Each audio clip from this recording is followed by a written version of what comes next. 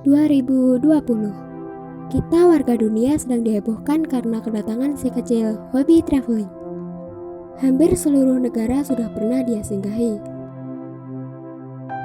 Siapakah dia?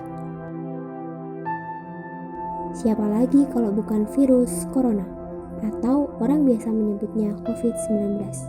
Indonesia menjadi destinasi wisata selanjutnya. Apakah ini yang dikatakan kecil-kecil cabai rawit? Entahlah. Karena prestasinya itu, ia menjadi viral dan seketika diliput berbagai awak media.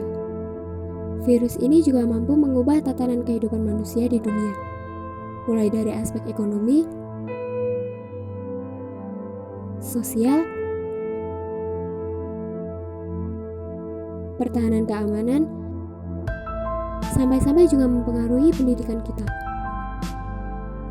Karena penyebarannya yang begitu cepat, terpaksa beberapa negara melakukan lockdown.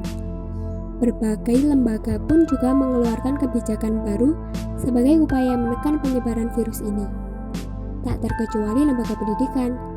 Banyak sekolah-sekolah dan perguruan tinggi yang mengeluarkan kebijakan-kebijakan baru terkait sistem pembelajaran di Indonesia. Kebijakan yang kini banyak dipilih oleh lembaga pendidikan adalah penerapan pembelajaran online atau pembelajaran dalam jaringan. Seperti yang kita tahu, pembelajaran online atau pembelajaran daring adalah pembelajaran yang dilakukan tanpa adanya tatap muka dan interaksi langsung antara pengajar dan peserta didik. Sistem seperti ini adalah pilihan terbaik untuk mempertahankan kelangsungan pendidikan saat ini. Namun, tak bisa dipungkiri, kebijakan tersebut juga menuai pro kontra di kalangan siswa maupun mahasiswa. Berdasarkan survei yang saya lakukan, terdapat 30 dari 39 responden yang menyatakan bahwa kebijakan pembelajaran online ini adalah solusi yang paling tepat untuk mempertahankan kelangsungan pendidikan dengan kondisi negara yang seperti ini. Namun, ada 9 mahasiswa di antaranya menyatakan bahwa ada solusi lain, seperti belajar secara otodidak di rumah, serta dengan meningkatkan literasi mandiri. Namun, menurut saya ini juga kurang efektif. Karena apa? Karena di rumah juga akan banyak terjadi noise, jika kemampuan belajar siswa tergolong rendah.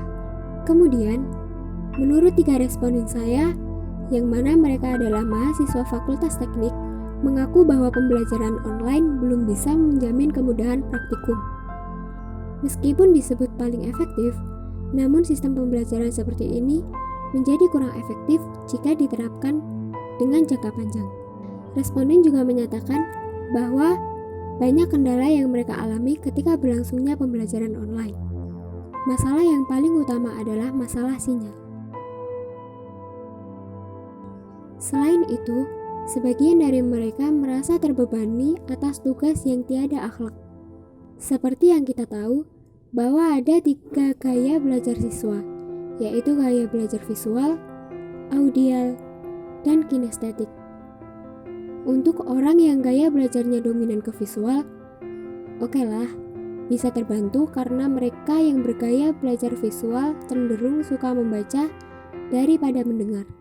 Kemudian, untuk orang yang bergaya belajar audial, bisa terbantu juga dengan bantuan voice note via WA group jika pembelajaran online via WA.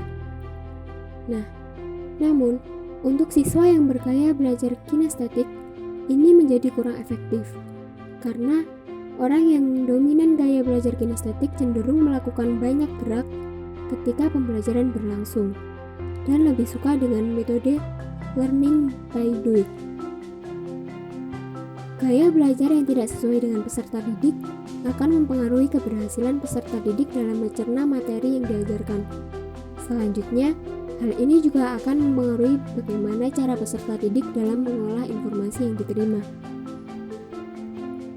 Solusi untuk masalah pembelajaran online yang berlangsung saat ini adalah dengan memanage waktu dengan tepat. Kemudian, untuk upaya penyesuaian sistem pembelajaran dan gaya belajar siswa, pembelajaran online dapat dilakukan dengan gaya belajar random sebagai upaya dalam menyesuaikan gaya belajar siswa.